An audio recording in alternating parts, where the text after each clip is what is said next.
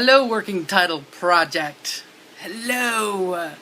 I am watching your online relationships video, and boy, do I have a lot to comment on. First of all, as far as my experience, online dating is considered taboo and ludicrous. And I know hundreds of people who date online, and I have seen things that should never be spoken of. I'm just going to say that. The people that I see dating online date in ways that are bizarre and abstract, and depending on what online media you meet them on,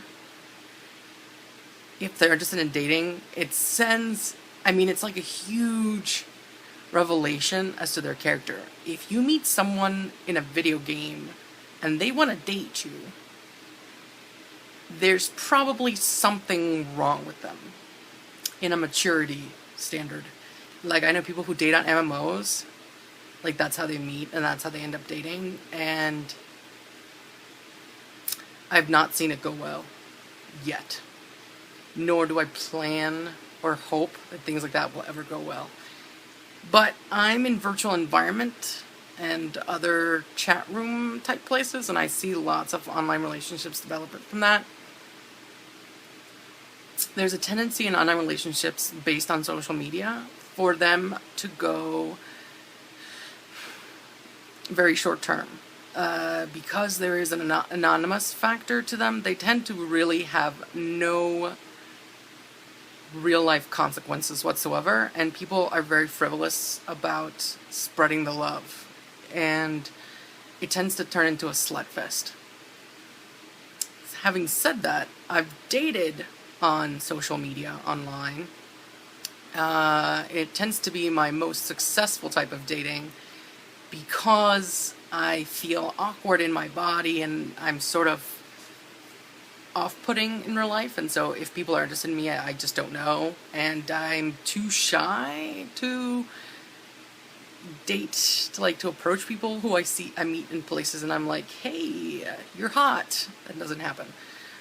But I'm brilliant and intelligent and able to express myself well, particularly in text, and therefore that's kind of where my dating life is. And if you look at my channel, I actually talk about dating, but my last relationship online, at least, was a huge catfish situation where I have issue with dishonesty, which is why I came out as trans.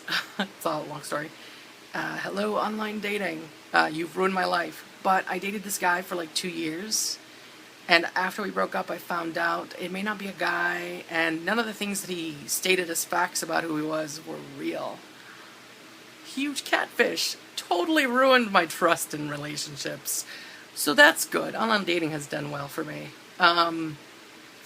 Yeah, it's something that a lot of people do, and yet it's considered very taboo in society. You rarely see online relationships not through dating websites. Like, if you go to OkCupid or whatever, there's a higher likelihood that you want that relationship to pass into real life. But when you date online, the anonymous factor is so overwhelmingly high that it's very unlikely that that relationship will actually become a real life relationship. And the few that I've seen that have gone into real life are train wrecks. Train wrecks. I could tell you stories. One of my online relationships, after we broke up, we met and we became really good friends. And we're sort of out of touch right now due to life, but it's hard to get that relationship to last as a real life relationship. So it's a huge taboo, but it's a huge part of my life, and I feel that it's risky to talk about it because people just don't understand, and because I've seen the end results of a lot of online relationships, I can't blame them. I'm topless, and I apologize for that. It's like a bajillion degrees out there, and suffer, really. I'm comfortable, and you can't see anything. But online relationships are huge, and I have so much information about them. I could probably write a book.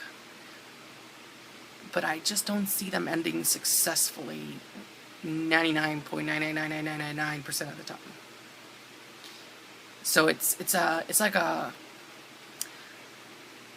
security blanket that kids have, when they're babies. It makes them feel comfortable. Oh, I'm scared. Give me my blankie. That's kind of what they are. It's a good way of feeling not alone when you are alone, while you're, waiting for the actual person you want to date in the real world to show up. And I've used it as a security blanket. Like, it makes me feel lovable to have an online relationship where it doesn't matter that I don't have parts that I don't have and I have parts I shouldn't have, and so on.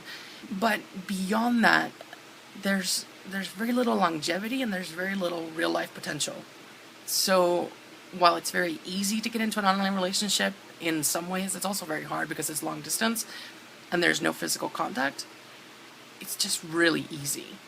And that's why people do it.